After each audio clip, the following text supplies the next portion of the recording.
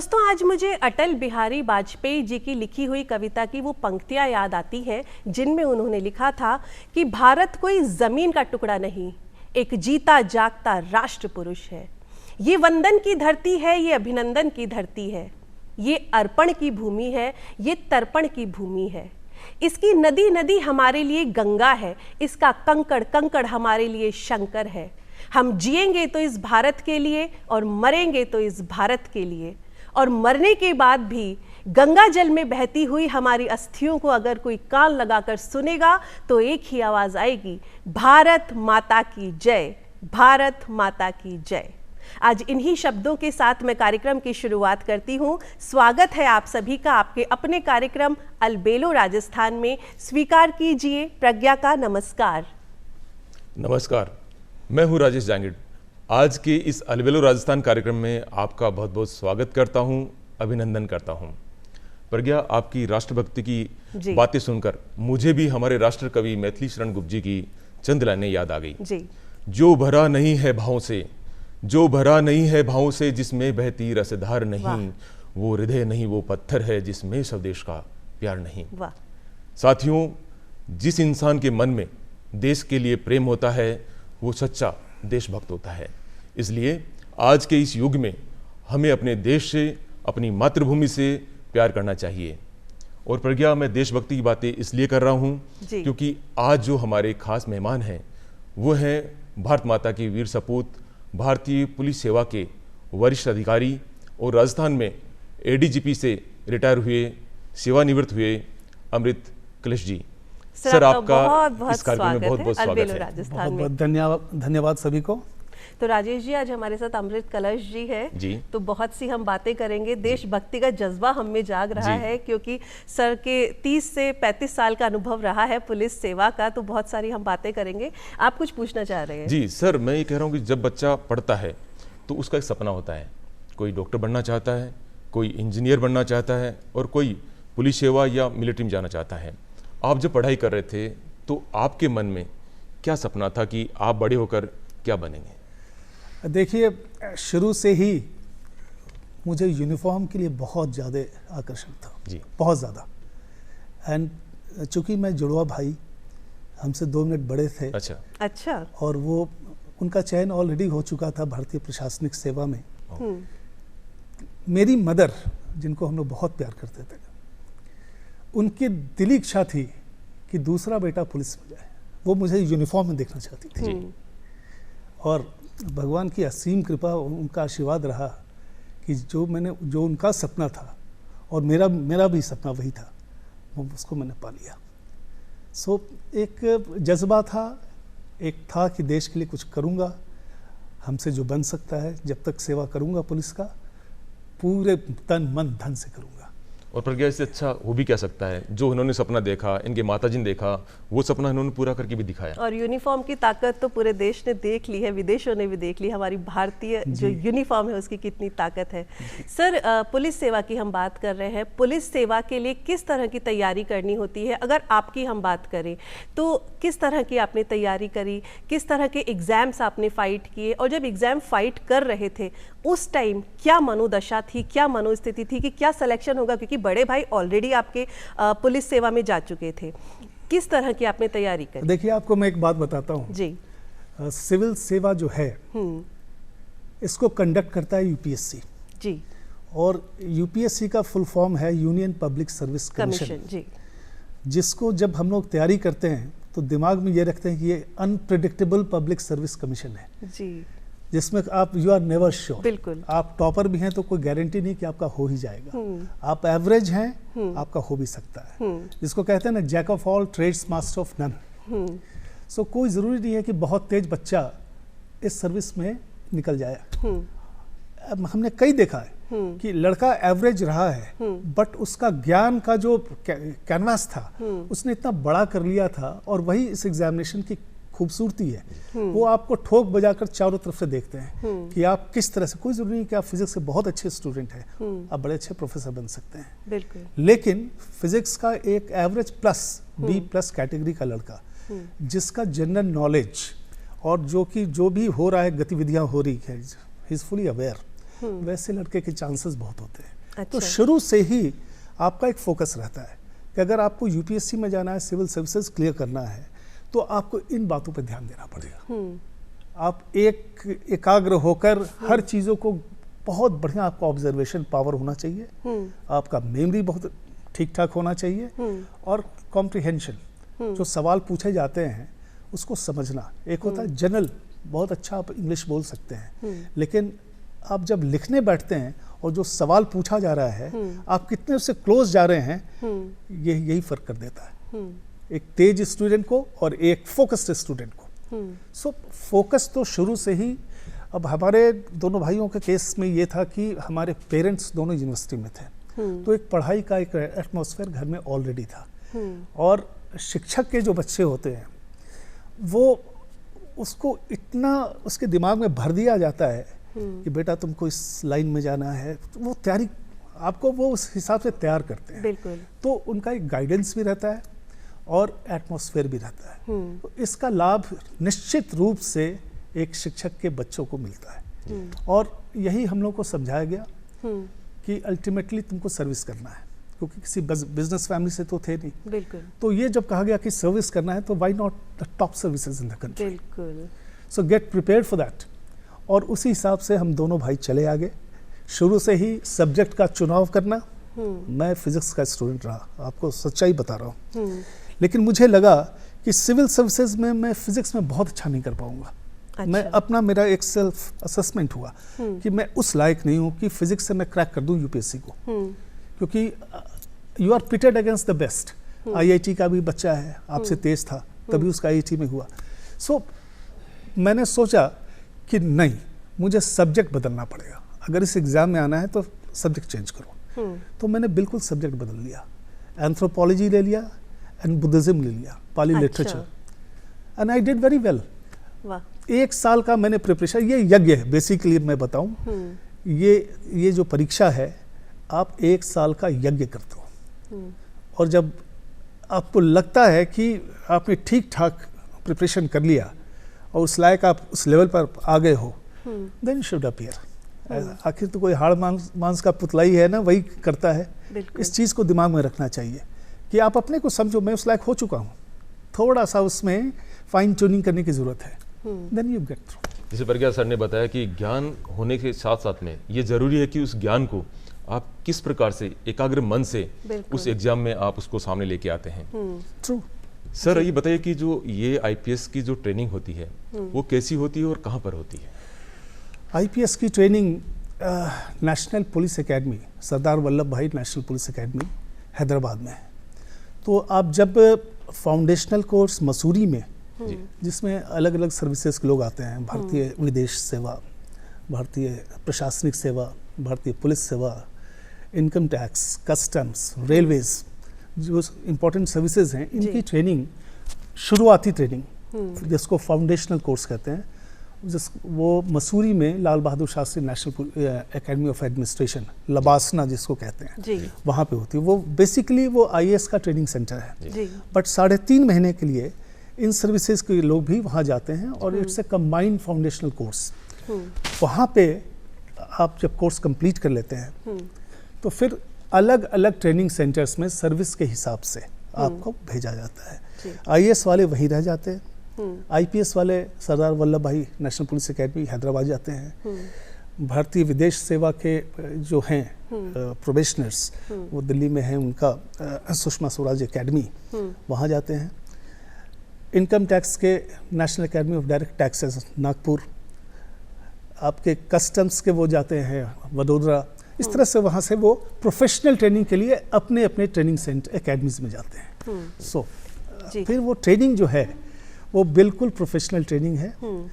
आप करीब 1 साल रहते हैं वहाँ पे, आपको इंडोर्स आउटडोर्स सारी चीज़ें करनी पड़ती है, मतलब कि सब्जेक्ट्स बहुत पढ़ाते हैं, बहुत प्रोफेशनल वे में पढ़ाते हैं, एंड क्रिमिनोलॉजी से लेकर फॉरेंसिक से लेकर जितने इंडियन एविडेंस एक्ट हैं, अब तो सब बदल गया नाम, सो सारी चीज़ें आपको पढ़ाई जाती हैं, बहुत प्रोफेशनल वे में पढ़ाई जाती हैं। आप फिर टेरर से रिलेटेड आजकल नई नई चीज़ें आ गई हैं, साइबर, तो हर तरह से आपको ठोक पीट कर वो तैयार करते हैं। आउटडोर में भी आपको जैसे मार्च पास्ट करना है, सल्यूटिंग करना है, घुड़सवारी है, आपको स्विमिंग करना है, रॉक क्लाइंबिंग करना है, फायरिंग है, कई चीज़ें हैं।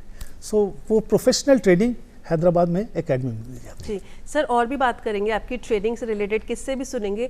अभी थोड़ी देर पहले आपने कहा था यूपीएससी अनप्रिडिक्टेबल सर्विस है, पब्लिक सर्विस कमीशन। यस, लेकिन अनप्रिडिक्टेबल है Yes. कि ये एक यज्ञ है, इसमें आहुति देनी पड़ती Yes. है, लेकिन फिर भी कोई प्रिडिक्टेबल नहीं है कि नहीं। आपका होगा या नहीं होगा। मुझे ऐसा लगता है इसमें आपका भाग्य भी कहीं ना कहीं साथ देता है। पढ़ाई अपनी जगह है, भाग्य भी अपनी जगह है। भाग्य का साथ है तो राजा भी रंक बन जाता है, रंक भी राजा बन जाता है। बिल्कुल। सर, आप भाग्यवादी भी हैं, मैंने कहीं ना कहीं पढ़ा था। क्या ये भाग्यवादी होना आपके आईपीएस करियर के कहीं आड़े आया, कहीं आपको इसने अलग मुकाम पर पहुंचाया, ये हम जानना चाहेंगे। देखिए, मेरे साथ एक विचित्र घटना घटी थी जी और उस घटना ने मेरे पूरे जिंदगी, मेरे पूरी सोच को बदल दिया था। जी। और आज भी मैं इस पे कंप्रोमाइज़ नहीं करता हूँ। सच पूछो हमसे तो मेरे हाथ उठते हैं प्रणाम करने के लिए या किसी को सल्यूट करने के लिए आज की तारीख में, तो बस दो ही चीज़ें की। एक, पेरेंट्स जिनको मैं नमन करता हूँ, और दूसरा भाग्य। ये भाग्य मैं इसलिए कह रहा हूँ कि आपको ये बहुत ही खूब अजीब सा आपको लगेगा सुन के, लेकिन मेरे साथ ये घटना हो चुकी है, इसलिए बताना बहुत ज़रूरी है। जी। क्यों मैं भाग्यवादी हो गया और हर चीज़ से मैं गाइडेड होता हूँ। 92 का मैं लास्ट अटेम्प्ट दे रहा था सिविल सर्विसेज का। मैंने रिटन का एग्ज़ाम दिया था जी। और मेरी पोस्टिंग थी, क्योंकि आईपीएस के पहले मैं इंडियन फॉरेस्ट सर्विस में था, 6 साल में करीब आईएफएस में बंगाल में रहा। मेरी पोस्टिंग थी कूच बिहार में, एक डिस्ट्रिक्ट है कूच बिहार, आसाम के पास एडजॉइनिंग है। सो वहाँ मैं एडिशनल डीएफओ था और रिटन का एग्ज़ाम दे रखा था। और 92 में मेरे ब्रदर की शादी हुई थी, तो उसने मुझे फ़ोन करके कहा कि मैं जाना चाह रहा हूँ अपनी वाइफ के साथ अपने कैडर में नागालैंड, तो तुम कुछ बढ़िया खाना पैक करा कर स्टेशन पे आ जाना। और मैं स्टेशन पे गया, खाना दिया, तो उसने जिद करना शुरू किया कि तुम भी चलो। तो हम लेकिन मैंने छुट्टी नहीं ली है, ऐसे कैसे चले? तो कहा कि नहीं चलो। उसकी जिद को मैंने मान लिया, मैं ट्रेन पे बैठ गया। और मेरे साथ जो एक ऑफिसर आए थे उनको मैंने कहा कि आप जाकर बता देना बॉस को कि उनकी तबीयत थोड़ी ठीक नहीं है, सो गुवाहाटी में जा रहे हैं चेकअप कराने। जी। मैं गुवाहाटी चला गया, वहाँ पहुँचा, फिर वहाँ से नागालैंड हम तीनों चले गए। एक रात रुका तो मुझे लगा कि थोड़ा डर भी लग रहा था कि छुट्टी नहीं ली है मैंने। पंचायत के चुनाव होने वाले थे वहाँ पे। Panchayat is a very strong body in Bengal. So क्या करें? तो मैंने अपने भाई को कहा कि मुझे जाने दो। बड़े मुश्किल से कहा कि चलो, इतना तुम जिद कर रहे हो तो चलो तुमको गुवाहाटी तक छोड़ देते हैं। तो हम तीनों जने आए गुवाहाटी। मेरी ट्रेन थी शाम में, तो हुआ कि दिन भर क्या करना है, तो कहा कि चलो कामाख्या देवी का दर्शन करते हैं। और उस समय चैत्र नवरात्र का समय चल रहा था, बहुत सुंदर समय था।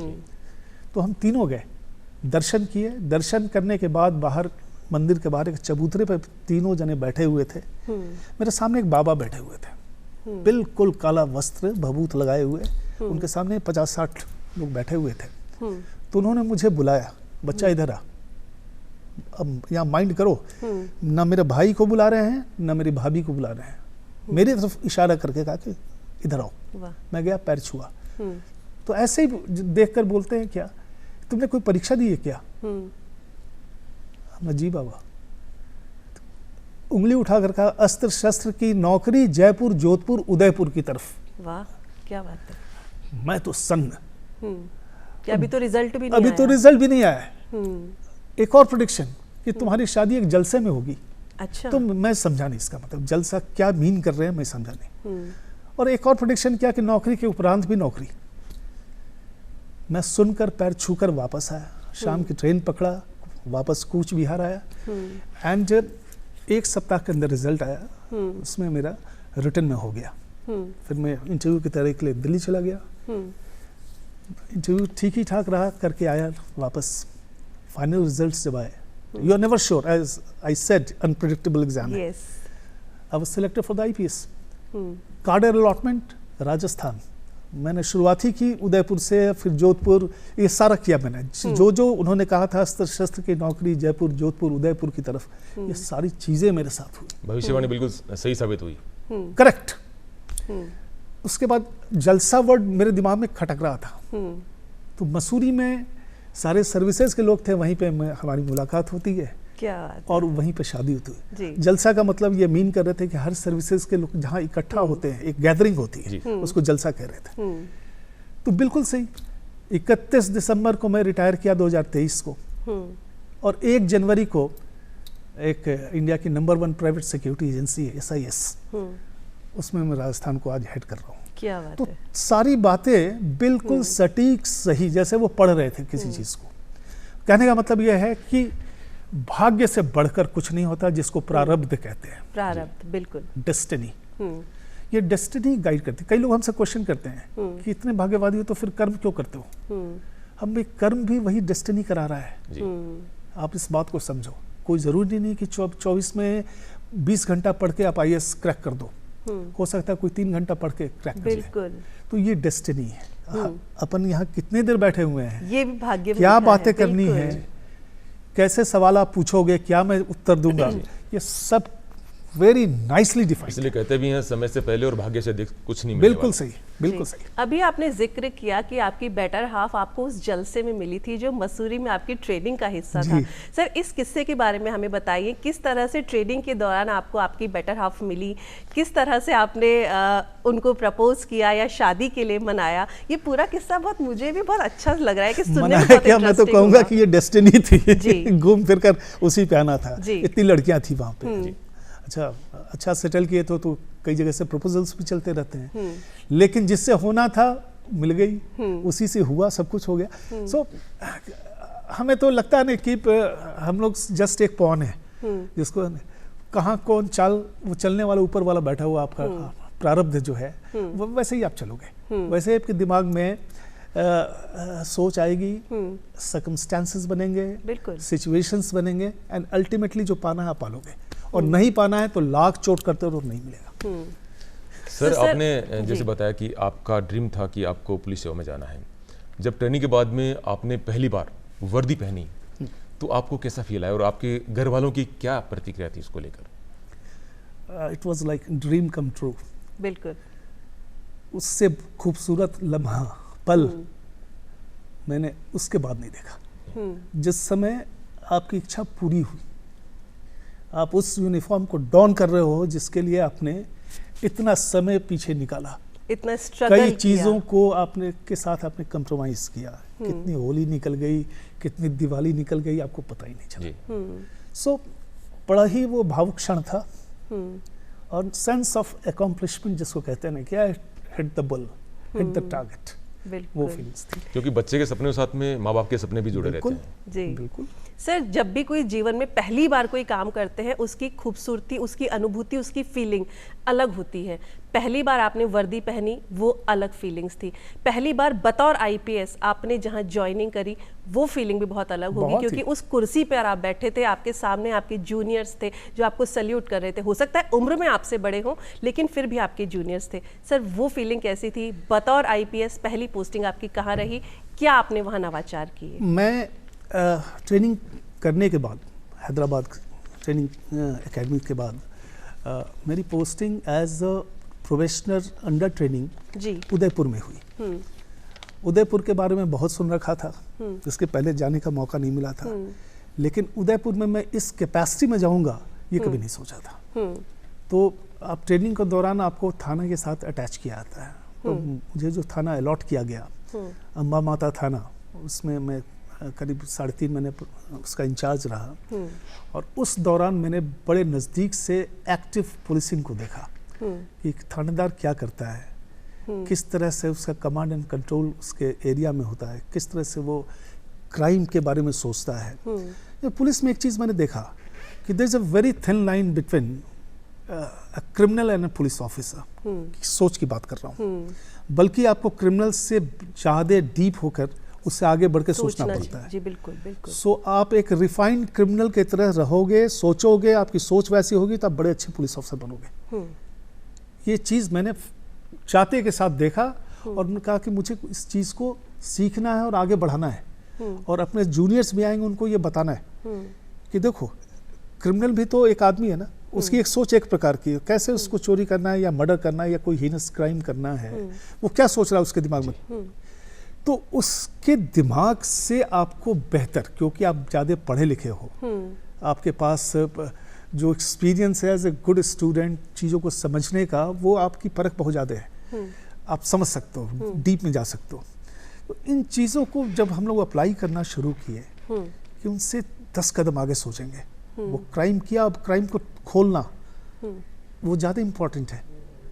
किसी ब्लाइंड मर्डर केस को खोलना, ये इट्स अ बिग चैलेंज, जहाँ पे कोई आपके पास सुराग नहीं है, एविडेंस नहीं है, फिर भी आप उसको अपने दिमाग का इस्तेमाल करते हो, अपने एक्सपीरियंस को गेन करते हो, जो आपने एकेडमी में सीखा है, अपने जो फेलो आईपीएस, सीनियर आईपीएस से आप जो जिन बातों को आप समझते हो, वो बहुत काम करता है। और मैंने उसको अप्लाई किया। मुझे कोई भी शर्म नहीं आती थी कि मैं एक कांस्टेबल से भी, क्योंकि वो एक्सपीरियंस है, 20-25 साल का पुराना सिपाही है, 20-25 साल का पुराना थानेदार है, उसके जो एक्सपीरियंस, उससे मैं बेझिझक पूछता था कि बताओ मुझे, अगर मुझसे कोई गलती हो रही है तो जस्ट गाइड मी। उस समय ये आईपीएस वाली फीलिंग नहीं आती थी, ठीक है, वो मेरा जूनियर बट एक्सपीरियंस्ड है, बिल्कुल, उसने यही कुछ देखा है, पूरी जिंदगी इसी में बिताई है, तो उस चीज़ को मैं हमेशा अप्रिशिएट करता था, उससे वो भी इनकरेज फील करते थे और मुझे भी सीखने का बहुत मौका मिलता था। और फिर क्या रामायण में कहा भी गया है ना, भय बिनु होय न प्रीति। बिल्कुल, तो अपराधियों में डर होना बहुत ही जरूरी होता है। सर, आपका 30 साल का कार्यकाल रहा, इसमें आपने कौन कौन से पद संभाले और कहाँ कहाँ पे आप रहे? जस्ट आफ्टर ट्रेनिंग, उदयपुर की ट्रेनिंग ख़त्म होने के बाद मुझे वहाँ का एक सब डिवीज़न है गिरवा, वहाँ पे मुझे एज सीओ, इसको डीएसपी कहते हैं, लगाया गया था। और बहुत बड़ा क्षेत्र था, आज की तारीख में तो एक जिला से बड़ा है वो। सो एक तरफ सायरा पड़ता है, मतलब कि आपका जोधपुर संभाग शुरू हो जाता है, पालिका डाउन हिल्स, और दूसरी तरफ आप गुजरात की तरफ टीडी तक चले जाते हो। तो it was a huge area. अब एक तरफ क्राइम हो रहा है, नेशनल हाईवे गुजर रहे हैं, एक्सीडेंट्स इतने होते थे उस एरिया में, plus heinous crimes, domestic violence, इस तरह के क्राइम बहुत होते थे वहाँ पे। तो उसको कवर करना, वहाँ से तो शुरुआत हुआ मेरा। एंड 1 साल रहा मैं, 1.5 साल करीब सीओ रहा। उसके बाद मेरी first posting as SP security हुई जयपुर। अच्छा। तो उसमें उस समय बहुत चीज़ें सिक्योरिटी के पास थी, पुलिस के पास, कहने का मतलब एयरपोर्ट सिक्योरिटी से लेकर, अब तो सीआईएसएफ आया, उस समय तो पूरा स्टेट स्पेशल ब्रांच और आपके सीआईडी से ये सब रहता था। उसमें आपके अंडर में वीआईपी सिक्योरिटी, सीएम सिक्योरिटी, सारी चीज़ें रहती थी, इंडस्ट्रियल सिक्योरिटी। वो रहा मैं करीब 1 साल। एंड उसके बाद फर्स्ट जिले का पोस्टिंग जो मुझे मिला वो था सिरोही। अच्छा। सिरोही जहाँ माउंट आबू है उसी। So there I stayed for 2 years। बहुत अच्छा समय निकला। एंड चूँकि वो बॉर्डरिंग स्टेट था, बगल में गुजरात, सो इंटर स्टेट गैंग का मूवमेंट और लिकर स्मगलिंग। अच्छा। एंड आपके उस समय भी नारकोटिक्स एंड आर्म्स का बहुत ज़्यादा, क्योंकि उधर से गैंग ऑपरेट करते थे। उधर से राजस्थान उनके लिए बड़ा सेफ हेवन हुआ करता था, आराम से आओ, यहाँ पे कोई दिक्कत नहीं है। और इधर से भी क्राइम करने के बाद उधर माइग्रेट कर जाते थे। अच्छा। So it was a very challenging district. Yes, yes. And mount Abu में चूँकि बहुत टूरिस्ट जाते हैं गुजरात से खासकर, सो उनका भी प्रोटेक्शन, वो भी वहाँ पे डिस्कम्फर्ट ना फील करें, एक भयमुक्त वातावरण में रहे, तो ये सब चैलेंजेस बहुत रहते थे क्राइम के अलावा। सो बड़ा अच्छा लगा, 2 साल वहाँ पे रहे, बहुत सीखने का मौका मिला। वहाँ से मैं चला गया राजसमंद डिस्ट्रिक्ट। वहाँ पे हमारे समय ही बहुत बड़ा एक कम्युनल वायलेंस हुआ था, जिसमें एक कावड़िए के ऊपर क्रिकेट का बॉल फेंक दिया गया था। अच्छा। वो मर गया था और उसके बाद इट टर्न वेरी अगली, मतलब कि बहुत ही वायलेंट सिचुएशन हुआ। City was placed under curfew, करीब 14 दिन तक कर्फ्यू में रहा वो शहर। अच्छा। सो कई चीज़ें देखा, रोड जैम, नेशनल हाईवे जब क्या होता है, किस तरह से इस तरह के सिचुएशन को आदमी फेस करता है। गोली चली, हमारे एक डीएसपी थे, उनका डेथ हुआ, कई चीज़ें हुई थी। But it was a very good experience. आपको वो मजबूत करता है, आपको कमज़ोर नहीं रखना है अपने को। And you have to provide a good leadership. Leadership police में सबसे इम्पोर्टेंट होता है। आपका जो मातहत है उसको कॉन्फिडेंस आपके ऊपर होना चाहिए और आपका कॉन्फिडेंस उन पर भी होना चाहिए। It's a two way traffic. आप अपने को ये मत समझो कि मेरे बगैर ये सिस्टम नहीं चल सकता है। सिस्टम तो कलेक्टिवली चलता है और उसमें हर व्यक्ति की भूमिका है, हर का एक इम्पोर्टेंस है, रोल है। हर आदमी कोई परफेक्ट नहीं होता, कोई बहुत अच्छा इंसान हो सकता है बट बहुत अच्छा ऑफिसर नहीं हो सकता है। कोई साधारण इंसान होकर भी बहुत अच्छा ऑफिसर हो सकता है, लीडरशिप दे सकता है। सो ये आपको सिलेक्शन करना पड़ता है। आपके पास 2000 की फोर्स है तो you have to select your man, कि जिसके साथ आपको लगता है ये this is very important and why I am saying कि ये अनफॉर्चुनेटली लोग नहीं कर पाते।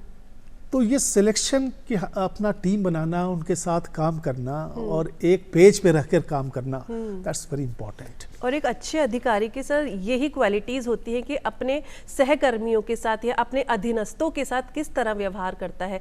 टीम स्पिरिट होती है। आप अकेले कुछ नहीं कर सकते कि अकेला ही चला था जानिबे मंजिल की ओर और लोग जुड़ते गए, कारवां बनता गया। नहीं, मैं बताऊं आपको एक बात इसी सिलसिले में जी। जब हम दोनों भाई का सिलेक्शन हुआ था तो जिस बैकग्राउंड से हम लोग थे, टीचिंग बैकग्राउंड, उसमें मेरे फादर मदर ने बहुत अच्छी बात कही थी जिसको मैंने कई जगह पे कोट भी किया था। और उन्होंने कहा था कि देखो बेटा, भगवान की दया से हिंदुस्तान के बड़े बड़े सर्विसेज में आप दोनों भाई गए हो, इस सर्विस को अपने ऊपर हावी मत होने देना। पहली बात, कहने का मतलब कि इंसानियत जिंदा रखना। आपसे लोग अपेक्षा करेंगे, दूर से आएंगे, थके लोग जो परेशान हैं उस तरह के लोग आएंगे, बहुत उम्मीद लेकर आएंगे आपके पास। आपके अंदर ये नहीं होना चाहिए कि उनके जूते घिसे, आपके ऑफिस का चक्कर काटते रहे और उनको कोई बरगलाता रहे और आप उनकी मदद नहीं कर पा रहे हो। साथ में कहा कि तुम 19 को 20 कर सकते हो, 19 को 20 करने का इतना तुम्हारे कलम में पावर रहता है कि 19 को 20 कर सकते हो, लेकिन 15 को 20 नहीं कर सकते हो, ये मैं समझता हूँ। बिल्कुल। बट अगर नहीं कर सकते हो तो पोलाइटली कह दो, हाथ जोड़ के कह दो कि ये असंभव है, नहीं कर सकता। और अगर गुंजाइश है, मदद हो सकती है, तो उसमें अड़चन मत बनना।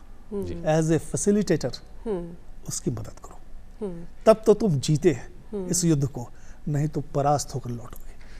बहुत बड़ी बात थी, ये दोनों भाइयों के जहन में हमेशा बैठी रही कि मदद करना है तो आउट ऑफ वे जाके मदद करो, नहीं कर सकते हो तो विथ फोल्डेड हैंड आप उनको बता दो ये पॉसिबल नहीं। और हमारे जीवन में सर माता, पिता और गुरु यही होते हैं जो हमें एक सद्मार्ग बताते हैं, जो एक हमें सही राह दिखाते हैं कि आपको सही राह पर जाना है, वरना भटकाने के लिए तो पूरी दुनिया होती है। बिल्कुल सही। और प्रज्ञा सर जिस फील्ड में रहे, पुलिस में रहे, उनका तो स्लोगन भी यही है, अपराधियों में डर और आमजन में विश्वास। बिल्कुल। जहाँ पे आपको स्ट्रिक्ट होना है आप वहाँ पे फौलाद बन जाओ, जहाँ पे आपको सॉफ्टली काम करना है वहाँ पे आप सॉफ्ट हो जाओ। कोई जरूरत नहीं है कि दोनों का मिक्स आप जो है ना गलत जगह पे आप इस्तेमाल कर दो। नो। सर आप होम गार्ड्स में भी रहे हैं, आप एसओजी में रहे हैं, आप एटीएस में भी रहे हैं। सर क्या काम होता है होम गार्ड्स का, एसओजी का और एटीएस का, अलग अलग बताएं। होम गार्ड्स तो अलग एक डिपार्टमेंट है, यूनिफॉर्म्ड डिपार्टमेंट है और इसका काम है पुलिस की मदद करना। लॉ एंड ऑर्डर सिचुएशंस में होम गार्ड्स को हम लोग यूज़ करते हैं। ट्रैफिक मैनेजमेंट में आप देखेंगे कि होम गार्ड्स के जवान लगे रहते हैं। प्लस हमारे यहाँ बॉर्डर होम गार्ड्स भी है कि बॉर्डर की सुरक्षा के लिए भी इनका इस्तेमाल किया जाता है। तो इट्स अ ऑक्सिलरी फोर्स जो सिस्टम में काम करता है, सिस्टम को मजबूत करने के लिए काम करता है, specially law and order. And जैसे इनको थाना में भी लगाते हैं, इनसे गश्त भी कराते हैं। सो पुलिस ऑफिसर ना होते हुए भी पुलिस की भूमिका में ये रहते हैं और जो बाहर के लोग हैं उनको लगता है ये पुलिस के ही लोग हैं, बट ये पुलिस को एक तरह से हेल्प करने के लिए किया जाता है। ये वॉलंटियर फोर्स है, परमानेंट नहीं होते इसमें। सो बड़े अच्छे अच्छे लड़के रहते हैं इसमें, अपनी ड्यूटी भी करते हैं, उनको सरकार से आर्थिक मदद मिलती है। प्लस ड्यूटी के ऑफ ड्यूटी जब होते हैं तो ये अपना व्यवसाय भी करते हैं। कई बार मैं बताऊं कि मैं एक साड़ी की दुकान पे गया था तो वहाँ जो वो कपड़ा नाप रहा था उसने मुझे देखकर जय हिंद किया। तो मैं सरप्राइज हुआ कि ये मुझे जय हिंद कैसे कर रहा है। तो तुम क्या करते हो? सर आपके अंडर में, मैं सर होमगार्ड में हूँ। हम अच्छा ऑफ ड्यूटी होने के बाद मैं ये करता हूँ। कोई ऑटो चलाता है, कोई किसी की दुकान है, सो अलग अलग अपने आजीविका का इंतजाम कर रखे हैं। जी सर, आप एटीएस में रहे, एसओजी में रहे जी, तो वहाँ पर किस प्रकार की चुनौतियाँ रहती हैं? एसओजी जो है ये दोनों जॉइंट है, दो अलग चीज़ें हैं जी। एसओजी स्पेशल ऑपरेशंस को, जी स्पेशली जो ऑर्गेनाइज क्राइम होते हैं हाई स्केल, जिसमें इंडिविजुअल क्राइम को हम लोग नहीं देखते, जो एक ऑर्गेनाइज वे में, जैसे नारकोटिक्स का एक गैंग होता है, कार्टेल होता है, या मान लो कि ये आजकल भू माफिया वाला आप देख रहे हैं, बिल्कुल, जिसमें ऑर्गेनाइज टाइप से ये क्राइम करते हैं। वैसे क्राइम जो ऑर्गेनाइज वे में किए जाते हैं उसको एसओजी देखती है। इकोनॉमिक ऑफेंसेस जिसमें कई लोग शामिल हैं, किसी के साथ बहुत बड़ा धोखाधड़ी हो रही है, फ्रॉड हो रहा है, सो इन केसेस को नॉर्मली एसओजी टेकअप करती है। एटीएस का काम है एंटी टेररिस्ट स्क्वाड। यस, ये जब टेरर का, जैसे जयपुर ब्लास्ट हुआ, या हिंदुस्तान में कहीं भी हर स्टेट में एटीएस है, very very challenging, very important, and terror related जितने केसेस होते हैं स्टेट लेवल पे उसको एटीएस डील करता है, नेशनल लेवल पे एनआईए के पास चला जाता है वो, बट एटीएस काफ़ी हद तक, एटीएस ने भी बड़े अच्छे अच्छे केसेस को सॉल्व किए हैं। Very important. सर, एटीएस में रहते हुए या एसओजी में रहते हुए कुछ ऐसे किस्से आपके जहन में हैं जो अभी भी आपको याद आते हैं, रोंगटे खड़े कर देते हैं, बतौर एसओजी और एटीएस में रहते हैं? कुछ एब्डक्शन के केसेस थे जिसमें एब्डक्ट किया हुआ था, एंड वो बहुत ही ऑर्गेनाइज्ड गैंग था जिसने किया था, और उसको पकड़ना, अपने जो टेक्निकल जो सेल होता है, जैसे हम लोग नॉर्मली आजकल मोबाइल का इस्तेमाल बहुत ज़्यादा होता है, या लैपटॉप से लोकेशन डिटेक्ट करना, गूगल के थ्रू आप मैपिंग करते हैं। ये चीज़ें आजकल इतनी एडवांस हो गई है ना कि पिन पॉइंटेड आपको पता चल जाता है कि कहाँ, कितना भी वो कोशिश करे आप पहुंच जाते हो।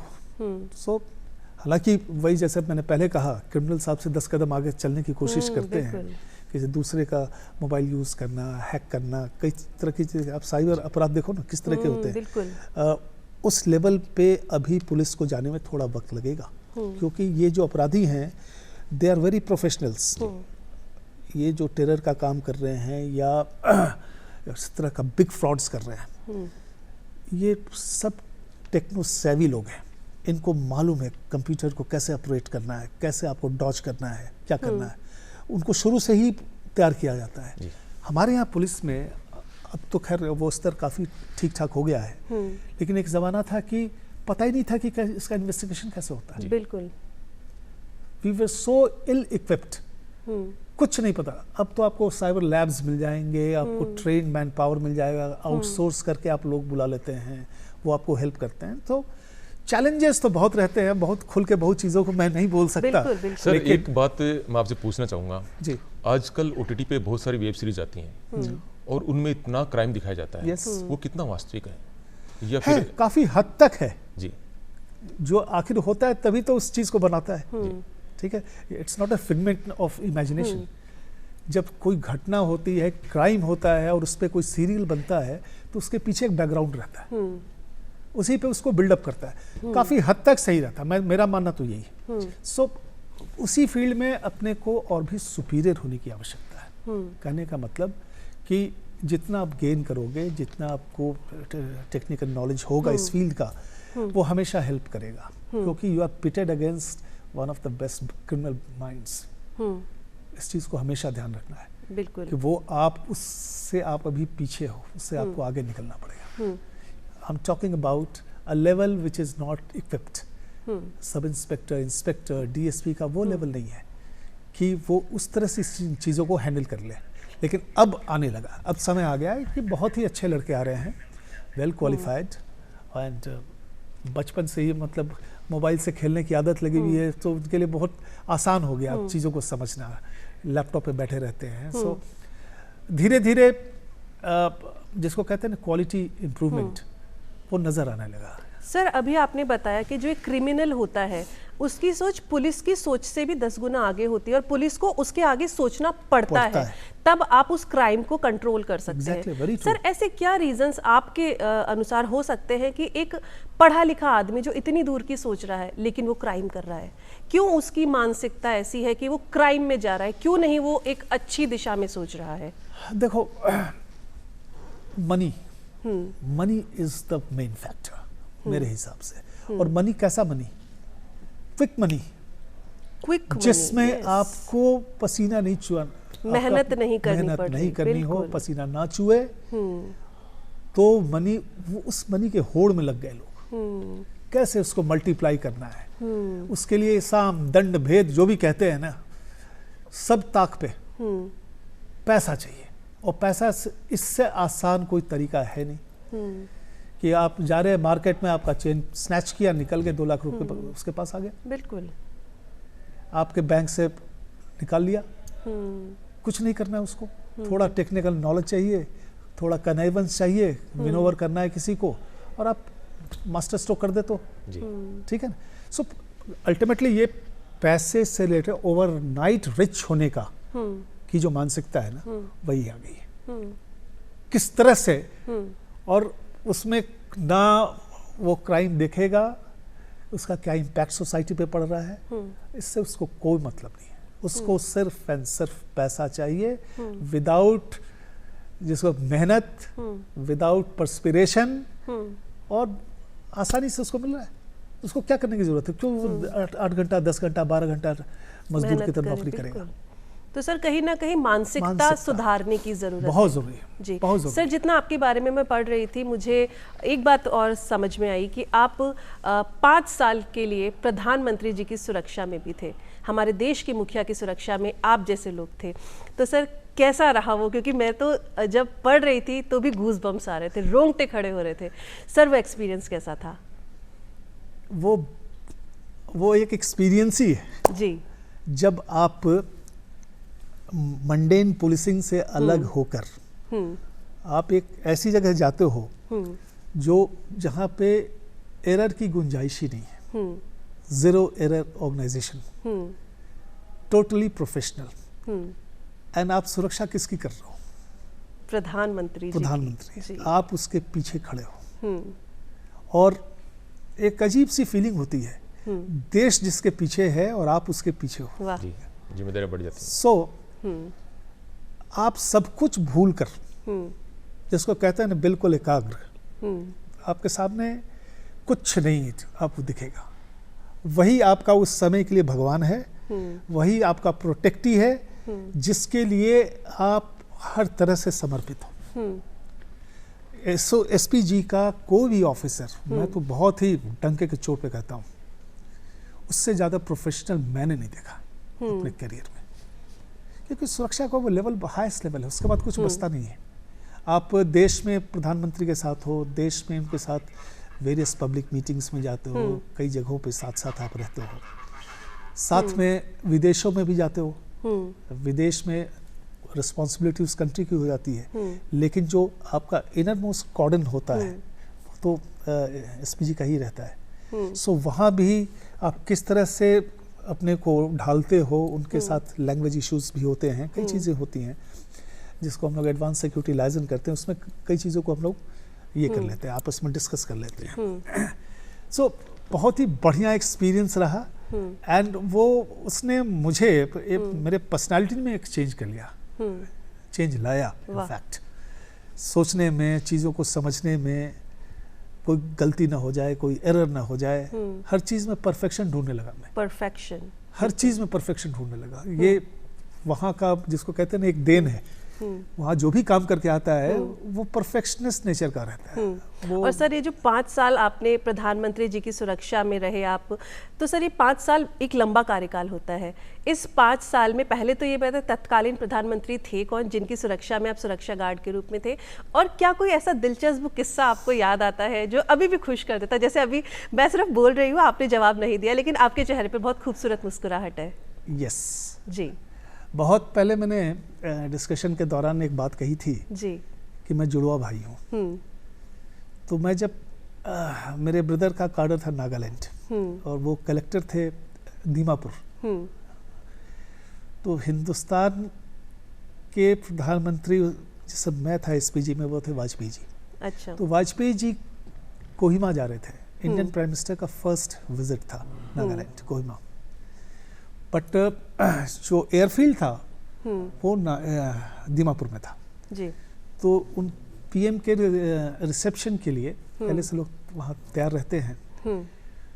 तो एसपीजी का जो ड्रेस कोड है, black suit and black goggles, goggles इसलिए पहनते हैं कि आपके आईज मूवमेंट कोई देख नहीं सके, बिल्कुल थोड़ा सा इसमें ये रहता है। तो मैं पीएम के साथ था, साथ साथ चल रहा था और मेरा ब्रदर वहाँ पे कलेक्टर था। चांस की बात थी कि वो भी ब्लैक सूट में था। अच्छा। And we are identical twins. अच्छा। तो रिसेप्शन लाइनअप लगी हुई थी जिसमें governor, CM, ministers, collector, SP एक लाइन से लोग खड़े थे। वाजपेयी जी थोड़ा धीरे चलते थे, तो सबसे हाथ मिलाते मिलाते वो मेरे ब्रदर के पास आए। उन्होंने बहुत गौर से मेरे भाई को देखा, बहुत गौर से। उसके बाद उन्होंने बिल्कुल चेहरा टर्न किया मेरी तरफ। अच्छा। पीछे हंसमुख मिजाज के थे ही, तो उन्होंने कहा कि मेरा वाला कौन? तो सब लोग हंसने लगे। उस समय उन्होंने 2-3 पंक्तियां बोली जो आर्काइव्स में है। उन्होंने कहा कि आज मैं कुछ कहना चाहता हूँ। दोनों भाई को देखा, दोनों भाइयों को, और उन्होंने कहा कि 50 वर्षों के मेरे राजनीतिक जीवन में ऐसा दृश्य पहले कभी नहीं देखा। एक भाई जिला रक्षक, दूसरा भाई अंग रक्षक। क्या बात है, बहुत बढ़िया। उसके बाद नेक्स्ट डे नागालैंड पोस्ट में भी आया, हु इज हु। अच्छा। बीच में वाजपेयी जी, दूसरे एक तरफ मैं था, दूसरे तरफ मेरा ब्रदर था। सो बहुत ही अच्छा एक जिसको कहते हैं ना अविस्मरणीय एक स्मृति रह गई उनकी।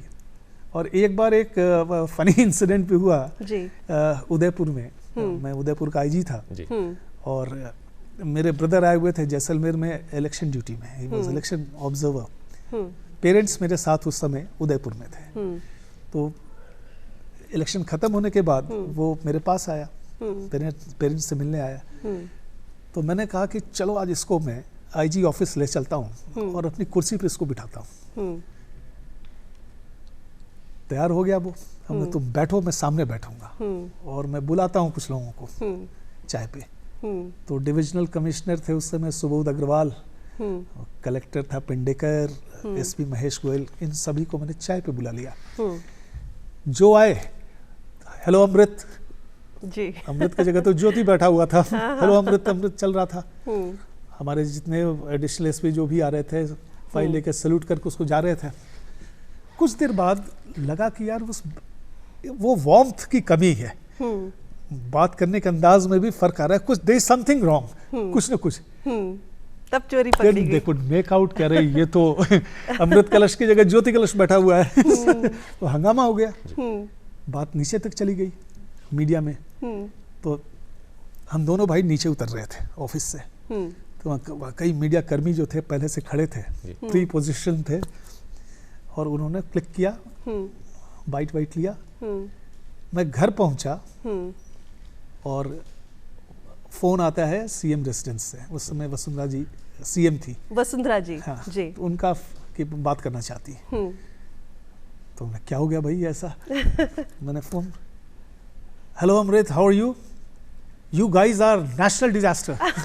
आप लोग राष्ट्रीय आपदा हो। मैं फोटो देख के चक्कर खा गई थी, इतना कैसे आप लोग मिलते हो? कई इंसिडेंट्स ऐसे हुए हैं कि आश्चर्य भी होता है कि दोनों भाई बहुत ज्यादा हम लोग, we are identical twins in fact. ये तो सर एक मजाक की बात हो गई, नेशनल इंसान डिजास्टर। कितना भी बड़ा हो जाए जी, उनके मन में कहीं कहीं कोई छोटा सा कलाकार जरूर होता है। तो क्यों ना हम सर के शौक के बारे में जाने की, सर किस तरह की रुचियां रखते हैं अपने जीवन में? देखो, मुझे गाना गाने का शौक है। अच्छा। बचपन से हम दोनों भाइयों को। और मुझे, चूंकि मेरी माँ थी होम साइंस की हेड थी, तो खाना बनाने का शौक भी मैंने देखा बचपन से। माँ को खाना बनाते हुए बहुत अच्छा बनाती थी, तो उनको देखकर मुझे कुकिंग का शौक भी बहुत डेवलप कर गया, और उसको मैं आज तक कंटिन्यू करता हूँ।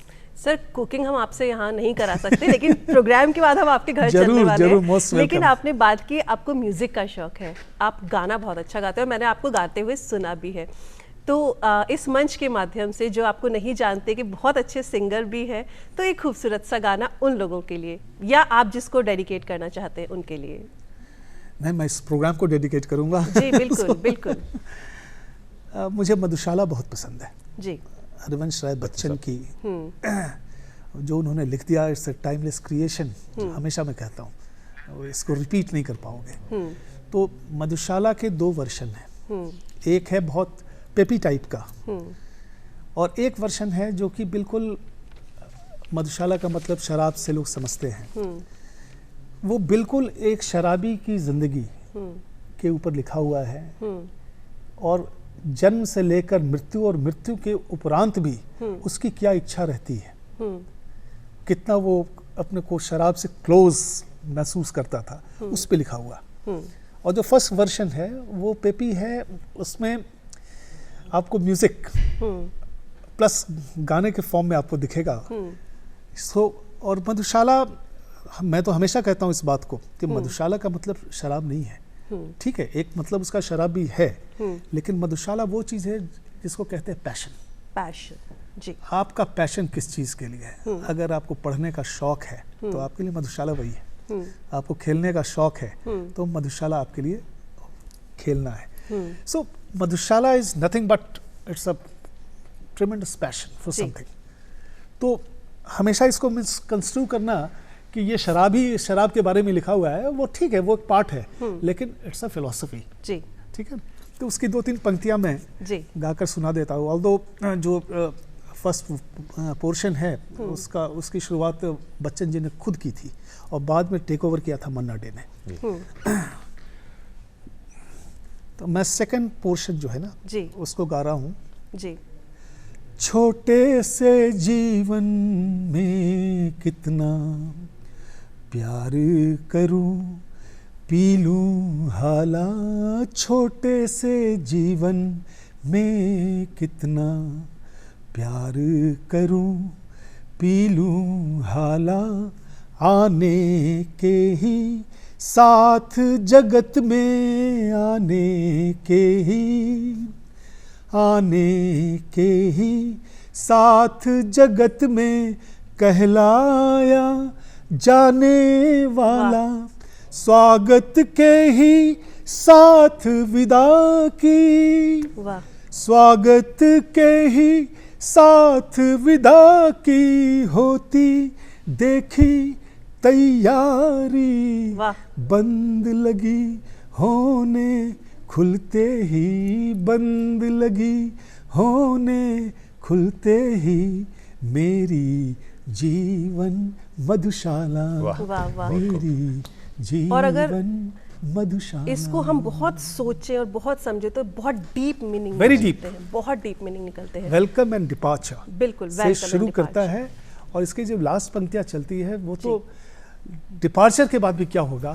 जैसे इसमें एक लाइन है, यम आएगा साकी लेकर साथ लिए काली हाला, पी न होश में फिर आएगा सुरा विशुद्ध यह मत वाला, यह अंतिम बेहोशी, अंतिम साकी, अंतिम प्याला है। बहुत बढ़िया, बहुत पथिक प्यार से पीना इसको, पथिक प्यार से पीना इसको, फिर ना मिलेगी मधुशाला। बहुत बढ़िया। सर, हर इंसान का जीवन में कोई आइडल होता है जी, हर इंसान का जीवन में कोई आइडल पर्सन होता है। आपके जीवन में सबसे ज्यादा किसने प्रभावित किया? मेरे पेरेंट्स और स्पेशली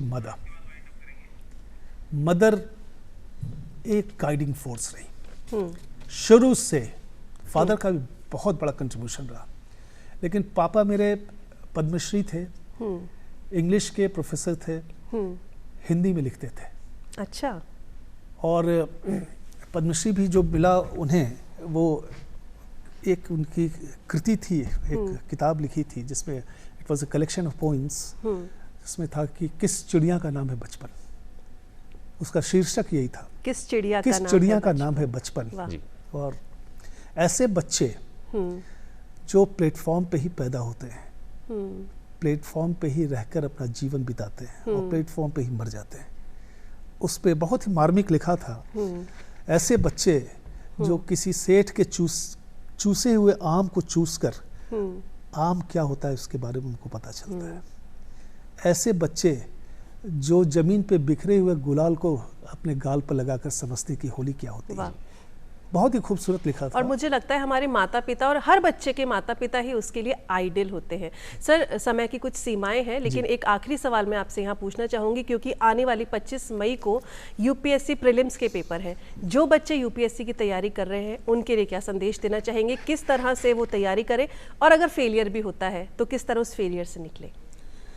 सक्सेस एंड फेलियर ये गाड़ी के दो चक्के हैं। बिल्कुल। सक्सेस जिसको कहते हैं, success, nothing succeeds like success and nothing fails like failure, दोनों चीजें हैं। मैं तो यही कहूंगा जो भी बच्चे दे रहे हैं, फोकस्ड, अपना सब्जेक्ट बहुत बढ़िया रखें। जिस भी सब्जेक्ट को उन्होंने चुना है वो सब्जेक्ट बहुत अच्छा होना चाहिए। उस पर आजकल इतने कोर्सेज चल रहे हैं, आप देखते हैं कि ऑनलाइन कोर्सेज हैं। आप पहले समझो ये एग्जाम क्या है, ये क्या चाह रहा है आपसे। इसके लिए आपको कोई पीएचडी करने की जरूरत नहीं है। आपको एक कॉमन मैन, कॉमन स्टूडेंट की तरह शुरुआती दौर में ही आपको समझ लेना है कि आपका मजबूत सब्जेक्ट कौन सा है, उसका चयन करना। बिल्कुल, वो सबसे इम्पोर्टेंट है। और उसको रिफाइन करना कोचिंग से, सेल्फ स्टडी से, डिस्कशन से, दूसरे बच्चे भी जो तैयार कर रहे हो उस सब्जेक्ट को, उनसे इंटरैक्ट करना। बिल्कुल, ये तो आप रखो। दूसरी चीज, प्रीलिम्स में आजकल क्या हो रहा है कि इन्होंने पैटर्न चेंज किया। जिस प्रीलिम्स को हम लोग दिया करते थे उससे बिल्कुल उसमें भिन्नता आ गई है। अब ये जनरल नॉलेज पे बहुत ज़्यादा फोकस है इनका। और general knowledge, it is like they can ask anything under the sun. वो इंडियन पॉलिटी हो, वर्ल्ड पॉलिटी हो, सोशियोलॉजी हो, साइंस हो, एनवायरनमेंट साइंस हो, बायोलॉजी हो, जनरल नॉलेज के क्वेश्चंस, हर तरह से ठोक पीट कर आपको देखते हैं। सो आप अपने को बिल्कुल ओपन करके रखो। हर चीज पर आपकी नजर होनी चाहिए। करंट इवेंट्स क्या चल रहा है, एक साल पुराने क्वेश्चंस का पैटर्न क्या था, ये चीज आपको समझना पड़ेगा। कलश साहब, हमारे दर्शकों ने आपके बारे में इतना जाना, आपके अनुभव के बारे में जाना, आज आप इस कार्यक्रम पधारे, इसके लिए आपका बहुत बहुत धन्यवाद। अब समय हो रहा है आपसे इजाजत लेने का। बहुत बहुत धन्यवाद आप सभी को मुझे यहाँ आमंत्रित करने के लिए। Thank you. और अब दर्शकों से विदा लेना चाहेंगे और उम्मीद करते हैं कि आज का अंक आपको पसंद आया होगा। बहुत सी चीज़ें आपको जानने को मिली होंगी। और जो बच्चे यूपीएससी की तैयारी कर रहे हैं उनको बहुत बहुत शुभकामनाएं। अच्छा पढ़ें, हर तरह से पढ़ें, खूब मेहनत करें। अब आपसे इजाज़त चाहेंगे, इजाज़त दीजिए प्रज्ञा को। नमस्कार।